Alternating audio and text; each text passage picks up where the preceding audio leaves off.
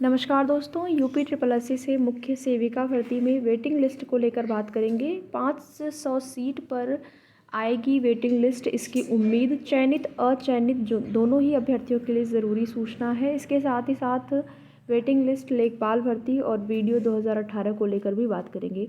तो वीडियो में लास्ट तक बने रहें। सबसे पहले यहाँ पर मुख्य सेविका भर्ती को लेकर बात कर लेते हैं, जिसमें कि जिन अभ्यर्थियों का चयन नहीं हो पाया है, जो कुछ नंबरों से रह गए हैं डीवी के लिए, जिनका रिज़ल्ट में नाम नहीं आया है, वो अभ्यर्थी सेकंड लिस्ट की उम्मीद लगाए हुए हैं। तो क्या सेकंड लिस्ट आ सकती है?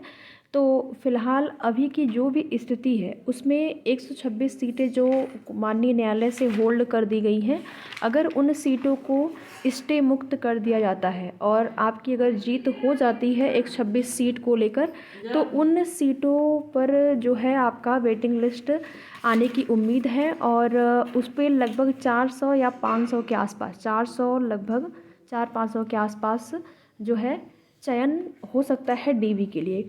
क्योंकि आप देखेंगे जब आपकी भर्ती में जब रिज़ल्ट जारी हुआ था, रिज़ल्ट जारी होने के बाद या फिर रिज़ल्ट जारी होने से पहले जब स्टे हटा था, उस टाइम पहले तो रिज़ल्ट पूरी तरह से तैयार था, लेकिन जब स्टे हटा 126 सीटों पर रोक के साथ बाकी सीटों से जब स्टे हट गया, तो उस टाइम क्या था कि पूरा रिज़ल्ट तैयार था। फिर से क्या करना पड़ा कि लगभग 400 या 500 के आसपास रिज़ल्ट रोकना पड़ा, यानी कि उतने अभ्यर्थियों को बाहर किया गया। उसके बाद रिज़ल्ट जारी हुआ। तो 126 सीटों पर अगर यहाँ पर आपको जीत मिलती है तो फिर 500 के आसपास सीटें जुड़ सकती हैं, जिसमें कि आपको वेटिंग लिस्ट देखने को मिल सकती है। लेकिन इसके लिए प्रयास करना होगा और प्रयास यही है कि आयोग जा सकते हैं, आप विभाग जा सकते हैं, मुख्यमंत्री जी से मिल सकते हैं जनता दरबार में।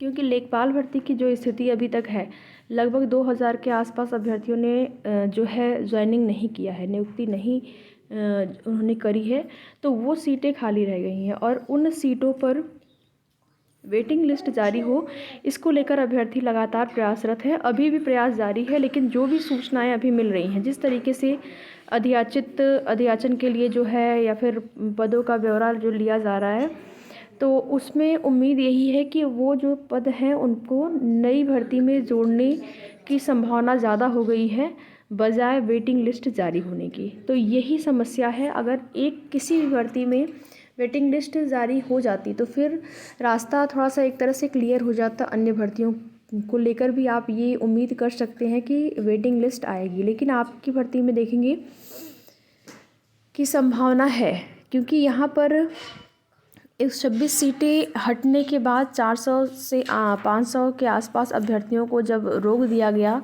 उनका रिज़ल्ट, तो अगर वो सीटें मिल जाती हैं तो उन सीटों के लिए डीवी के लिए 4 से 500 के आसपास अभ्यर्थियों का चयन जो है डीवी के लिए हो सकता है।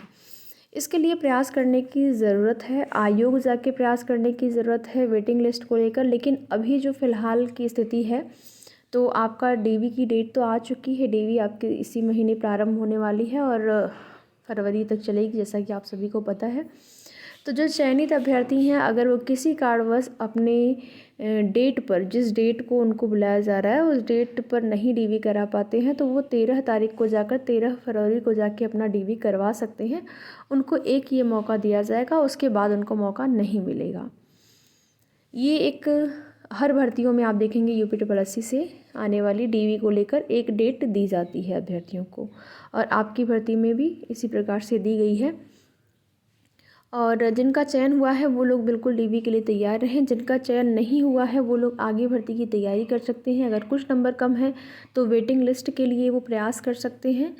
और जिनका चयन हो चुका है डीवी के लिए, वो लोग अपने सभी प्रमाण पत्र व्यवस्थित कर लें। जाति प्रमाण पत्र को लेकर अभ्यर्थियों के मन में एक जो है चीज़ें हैं, जिसमें कि आप देखेंगे कि जाति प्रमाण पत्र अगर शादीशुदा महिलाएं हैं तो उनको भी पिता पक्ष का ही बनवाना है, लेकिन उनका कहना ये होता है कि पिता पक्ष का नहीं बन पा रहा है, तो इससे कोई प्रॉब्लम होगी। तो प्रॉब्लम ये होगी कि आपको अनरिजर्व कैटेगरी में काउंट कर दिया जाएगा, यानी कि जो आरक्षण का लाभ है वो आपको नहीं मिलेगा अगर जाति प्रमाण पत्र आपका पिता पक्ष का नहीं है तो।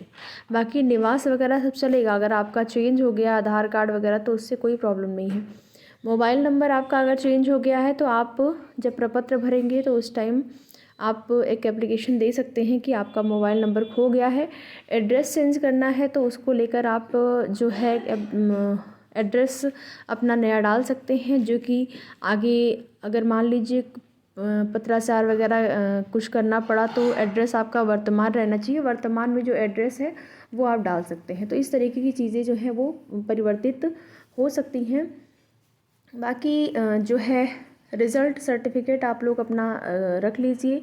स्नातक की जो डिग्री है वो सबके पास होनी चाहिए। अगर आपका यूनिवर्सिटी से नहीं मिला है तो फिर आप क्या करेंगे, प्रोविज़नल ले सकते हैं।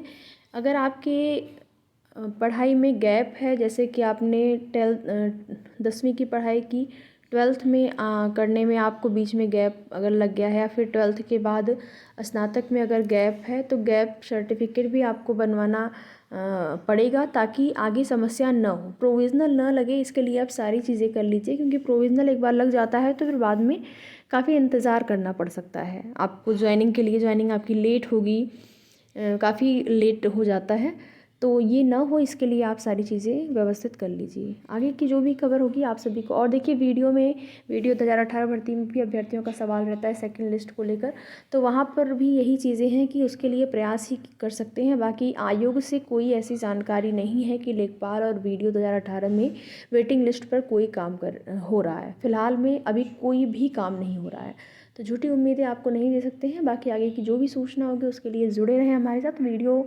पसंद आए तो लाइक शेयर करिए, चैनल पर नए हैं तो चैनल को सब्सक्राइब भी ज़रूर करें।